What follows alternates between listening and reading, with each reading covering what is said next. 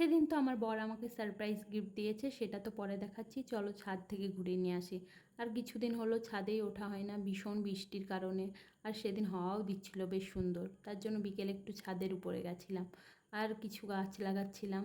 আসলে আমি কাটিং থেকে চারা তৈরি করতে খুব ভালোবাসি, আর এই বর্ষার সময় কাটিং লাগালে না খুব তাড়াতাড়ি হয়ে যায়। তার জন্যই আমি কিছু কিছু গাছ লাগিয়ে রাখছিলাম, আর যদি হয়ে যায় তাহলে বড় টবে তখন লাগিয়ে দেবো। আর এই কাটিং থেকে চারা তৈরি করে আমি গোটা ছাদটাকে ভরিয়ে তুলেছি, আরও ভরিয়ে তুলবো।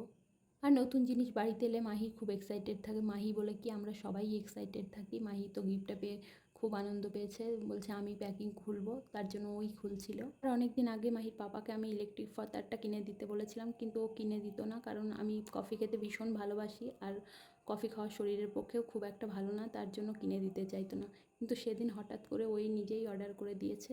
আর এটা পাওয়ার পর আমি তো ভীষণ খুশি হয়েছিলাম। মাহি তো ভীষণ এক্সাইটেড, এটা কিভাবে কি চলবে তার জন্য। ও তো দেখতেই চাইছিল। তারপরে ওকে একটু জল দিলাম, দিয়ে বললাম গো ঘোরাও, ওর তো খুব ভালো লেগেছে। আর তোমাদের যদি লিঙ্ক লাগে এটা আমাকে কমেন্ট করো, লিঙ্কটা দিয়ে দেবো। আর তোমাদের ভিডিওটা কেমন লাগলো জানাবে। তোমরা সবাই ভালো থেকো, টাটা।